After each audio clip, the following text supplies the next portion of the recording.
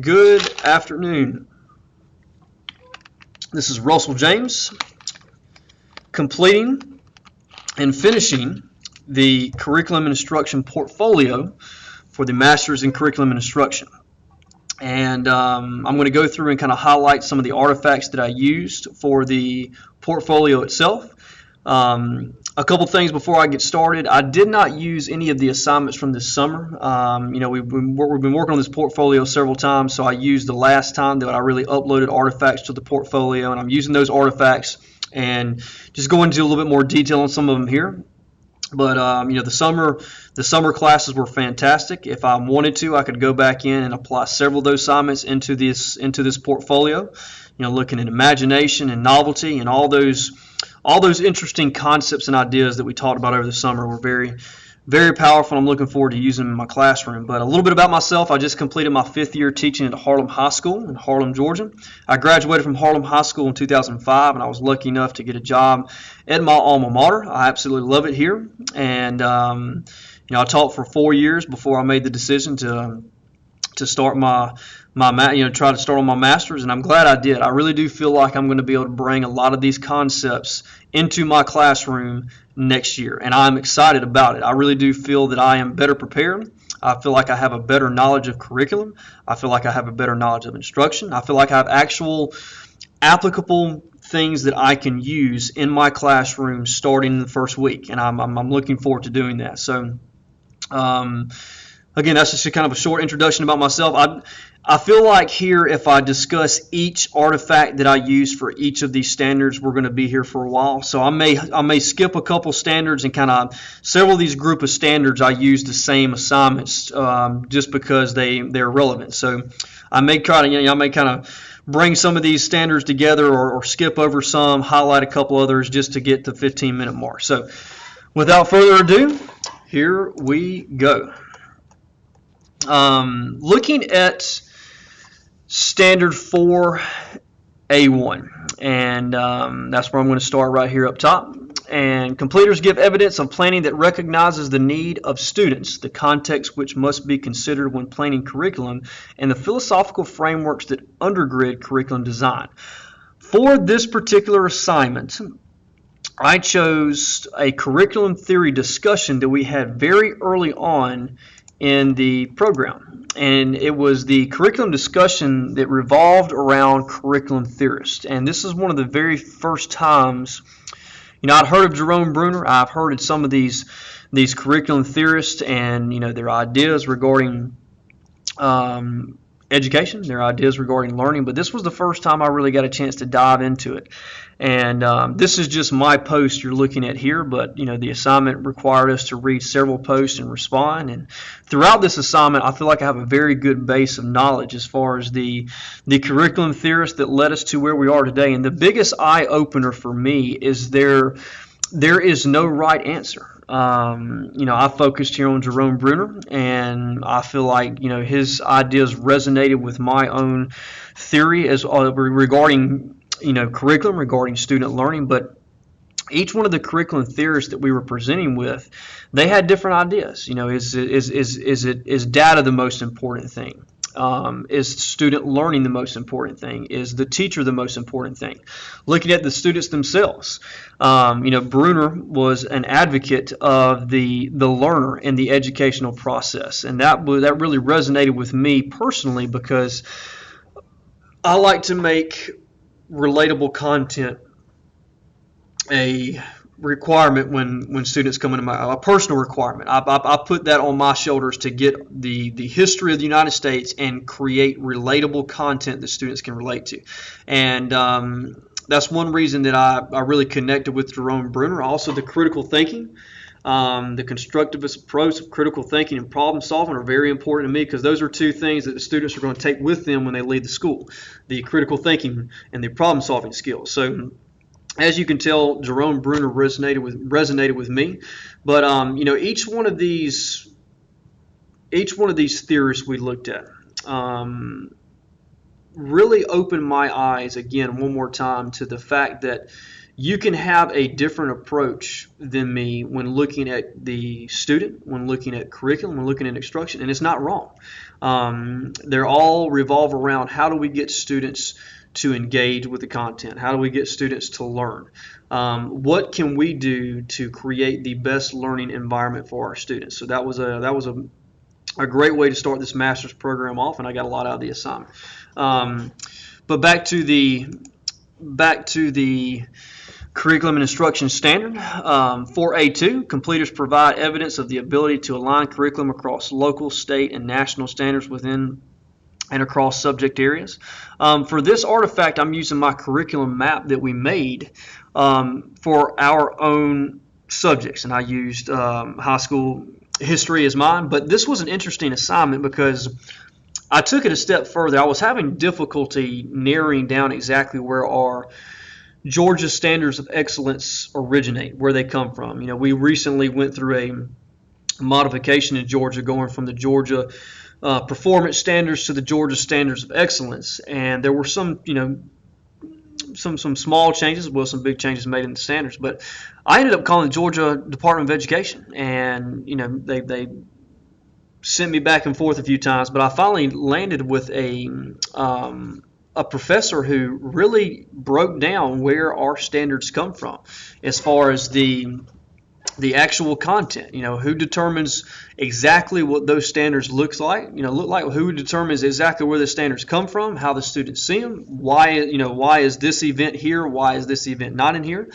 And Georgia, I can speak for Georgia because I did this assignment. Stakeholders hold a lot of impact on our standards. The parents, the teachers, the networks that play and actually hold stake in the education of the students of the state of Georgia. So to learn about that, to see how our standards are put together, to see how they're presented, the committees that they are sent to and approved or disapproved back to Committee 1, it was a very interesting assignment, and it gave me a much better understanding of the origins of our standards, especially in the state of Georgia.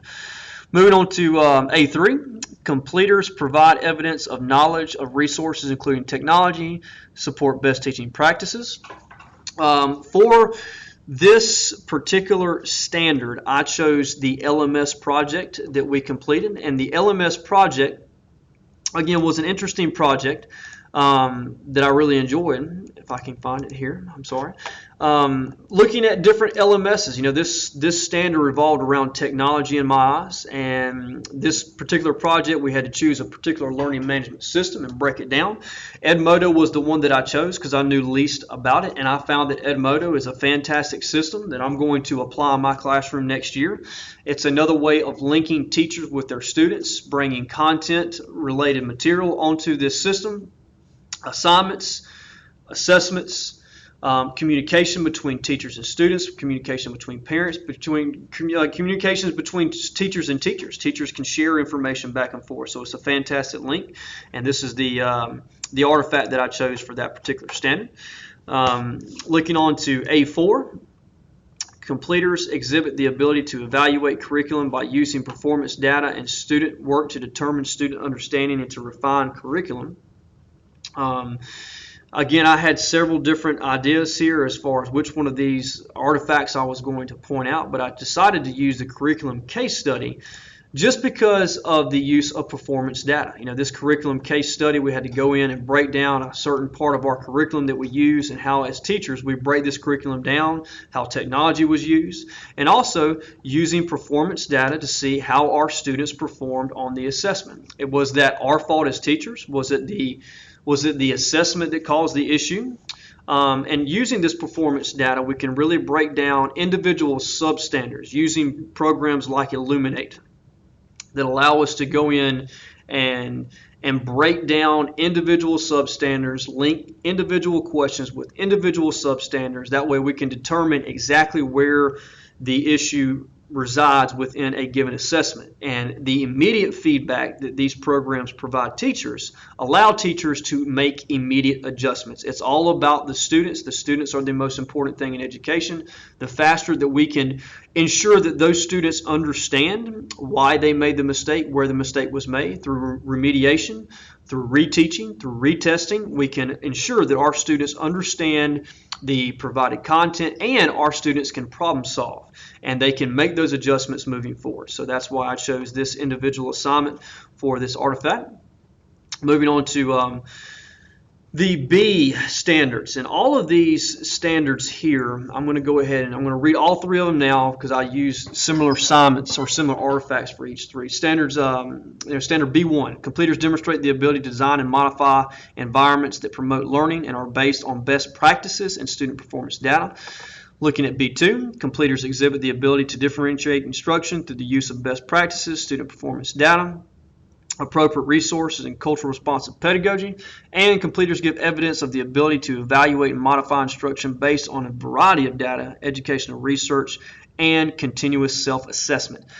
When I read these standards again, the first and foremost thing that popped out of my mind was the action research project that we did, because my action research project revolved around these concepts, which is why I had the check-in 3, the check-in 2, and the check-in 2 as far as the artifacts I'm going to use for this. B1 is to check-in 3, B2 is to check-in 3, B3 is to check-in number 2 report for that action research project, because my action research project revolved around finding out and trying to determine how we can determine what the best teaching practices are for teachers in the classroom, and trying to determine if those practices can be replicated to increase student learning. So I spent a large amount of time trying to determine what are the best teaching practices, and can those practices be replicated in the classroom,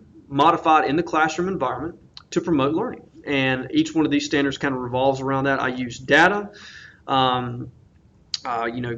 different types of data. I used qualitative data, quantitative data, research, interviews, everything that I had available to me, I used as far as this project was concerned, and it revolves around the B standards in the curriculum instruction standards. So that's why I use the check-in number 3, the check-in number 2, and the check-in number 2.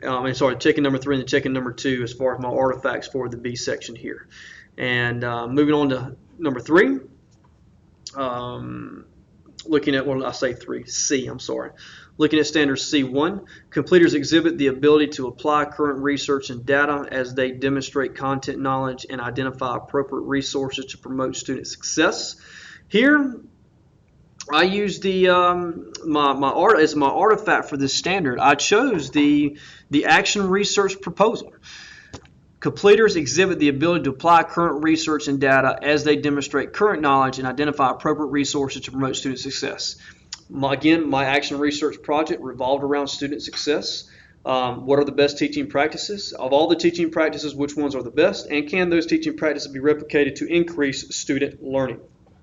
So I use my action research proposal as my artifact. I'm sorry if I can find it. As my artifact for this particular standard in curriculum and instruction as it relates to current research. I use current research in trying to determine what are the best teaching practices, what makes a quality teacher. And although my research and my action research did modify throughout the check-ins as I received feedback from my instructor, the core concepts stayed about the same. How do we determine quality teachers? And can their practices be replicated to increase student learning? So that's why I chose this as my artifact for that section. Moving on, looking at standard C2, completers exhibit sufficient pedagogical content knowledge to plan, implement, and assess the important ideas and organizational structure of the domains represented in their content body of knowledge to benefit each student. And for this C2, again, I chose my action research proposal. And again, I'm not trying to replicate myself here over and over again, but being the looking at my action research proposal and my action research idea, I feel it relates to this standard. Sufficient pedagogical content knowledge to plan, implement, and assess the important ideas and organizational structure of the domains represented in the content body of knowledge to benefit each student. And that, again, is a core idea of my action research project. I had to implement, I had to plan, I had to assess important ideas in education and organize the structured domains represented in the content body. I had to use historical concepts and historical lesson plans and units during this action research project. And the whole outcome of my action research project was to benefit the student, to increase student engagement and to increase student learning. Moving on down to D, looking at D1, standard D1, completers demonstrate knowledge of major learning and developmental theories and how they explain student learning. And for this particular standard, I chose the curriculum theorist project. And I mentioned him earlier, but I chose Jerome Bruner. This project, looking at acknowledging major learning and developmental theories, Jerome Bruner presents a great example of this standard. Looking at his entire professional career, those who influenced him, those who mentored him, and again, there are some great educational names here. I have his study of thinking, the process of education broken down, the culture of education, all the way down to the major elements regarding curriculum itself, constructivist approach as we discussed earlier, and his influence on American education, scaffolding, spiral curriculum, building upon previous knowledge, all can be related back to Jerome Bruner and his constructivist approach. But I believe that ties in very well with this standard. Looking at those major theories and how they can help explain student learning. Moving on to D2, completers exhibit the ability to meet the diverse needs of students. And for this artifact, I chose the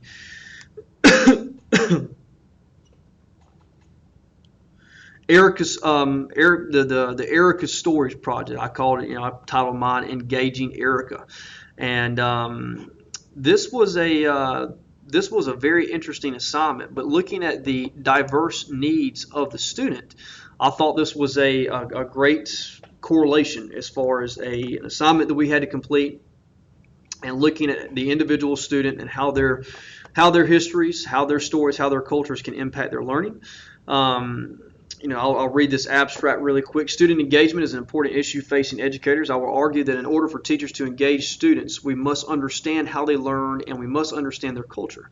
Teachers must apply culturally relevant material that students can associate with. This allows students to use their pop culture knowledge inside the classroom. Erica is the catalyst for this argument. She understands sex, gangs, and violence. As difficult and crude as it sounds, teachers must understand cultural topics like these and be willing to use them in the classroom. This will take modification on several levels of education. The teacher must modify the classroom, and the curriculum must be modified to bring relevant information to the forefront of the student learning. Going a bit further, and it's talked about in this assignment here, is the culture of education. The culture of education must change to allow us to bring relevant material into the classroom, which is why I chose this assignment. And moving on down to D3, completers provide evidence of an understanding of the cultural and linguistic context of learning. For this artifact, I chose the teacher as a centrifugal force, and this was an assignment that we completed. And again, I'm going to look at the abstract here as a brief overview, not to take too long here, but meniscus schemata is dangerous in classrooms and can greatly impact the lives of minority groups and the country as a whole. This paper will argue that teachers with meniscus schemata cause centrifugal forces that pull people apart. Students who are taught by meniscus schemata teachers are at a disadvantage. The disadvantage can lead to poor school performance, loss of original culture, behavioral issues, and increase the animosity between minority and mainstream cultures. Mainstream students are often judged before they begin their education. This labeling causes minority groups to be seen as others or people with separate and mainstream culture. This separation causes residual effects that lead to problems in the future. The Roma culture in Europe is an example of minority culture being affected by monistic schematic educators. There are also examples in the United States, and I just thought this was a very appropriate assignment that we had to do that revolved around the evidence of understanding the cultural and linguistic context of learning, the cultural context of learning. We must understand the cultures of our students. Moving on down to E, standard E1, completers give evidence of the ability to apply theoretical insight and research findings to curriculum instruction and assessment in P12 systems to improve student learning, classroom processes, and or institutional practices. For this, I chose the curriculum specialist case study, which is artifact number 8. And again, we've already talked about this assignment already, but I thought it was appropriate. Looking at the standard itself, the ability to use quantitative data, qualitative data, theoretical insights and research findings to curriculum, instruction, and assessment to improve student learning. And looking at that case study, that was what it was all about: improving student learning, looking at the curriculum, looking at the instruction, and looking at the assessment. Looking at the classroom processes, and that assignment is basically found right there in the standard. We looked at the lesson itself, we looked at the curriculum, we looked at the instruction process, we looked at the assessment, and the classroom processes and the institutional process that all can impact student learning. Looking at standard E2, completers demonstrate the ability to use quantitative, qualitative, and or mixed research methods to investigate educational problems that are able to articulate the findings in a variety of forms. So for this E2, I'm going to go back to my action research project. It's hard not to here, even though we did a lot of assignments with these different types of research methods. My action research, I used a lot of quantitative, a lot of qualitative, and a lot of mixed research methods to investigate educational issues found in our education system today. So I think that is a very good correlation here as far as the action, the check-in 3 for the artifact regarding the action research project. I believe it correlates well here. Moving on down, looking at the standard F, completers exhibit knowledge of assessment that enables appropriate analysis and evaluation for facilitating student learning and effective instruction. For this assignment, and for, as you can see here, I'm going to go ahead and jump down a couple here. I'm going to go ahead and read F2 and F3. F2, completers demonstrate an understanding of the principles of assessment design, and completers demonstrate the ability of use diagnostic, formative, and summative assessments to differentiate instruction. And for each of these substandards here, I chose the assessment brochure that we did early on. And this was artifact number 6. But the assessment brochure broke down each one of these different forms of assessment. I did not go into great detail here as far as the differentiation is concerned, but differentiation can be found here because each one of these different forms of assessments can be differentiated. And I talked a lot about differentiation in another assignment we did, but I think this is a great artifact to show how how I understand the different uses and different forms of assessment and how they can impact student learning. And looking at F4 and F5, completers demonstrate the ability to conduct program evaluations to determine the effectiveness of curriculum and instructional practice. For this particular standard, I chose the lesson critique that we did, and I'll throw this up here, but it was a video that we did critiquing a lesson of ours and how our curriculum theorists would make changes. And this was again a video response that I did looking at Jerome Bruner and how he would change a lesson I did that correlated around the von Thunen model and agricultural geography. My name is Russell James, and I am completing the. And without going and spending too much time on this, it's a 20-minute video and I discussed how Jerome Bruner I feel like he would have liked where I went with the assignment. But at the same time, I can definitely see modifications he would have made in my assignment that revolved around the von Thunen model in agricultural geography. So I thought that was a very good correlation made there. And, last but not least, looking at F5 for the F standards at least, completers demonstrate the ability to use assessment data to identify longitudinal trends and achievement gaps, establish goals for improvement, and articulate pertinent information to a variety of audiences. And again, I chose the action research project here because one of the key ways of measuring the success or failure of these best practices and can they impact student learning was the use of assessments. That is how, it wasn't the only way, but that was one of the main measurements that I was able to do during my action research project. As far as coming up with a viable answer, do these teaching practices work? Are they successful? Can they be replicated to impact student learning? Well, how do I know if they impacted student learning? I use assessments. So I believe that, in looking at, my action research project, I did a lot of discussion with my department over, telling them what I found. So I feel like, learning this and applying it early on during this action research project will allow me to articulate this information to a variety of audiences moving forward. And looking at the action research project itself, this was my final project per se. I know I've moved it around a little bit, that's why it looks a little blurry. But I have my data analysis. Everything is here. I've had to copy and paste this, which is why I cannot zoom in.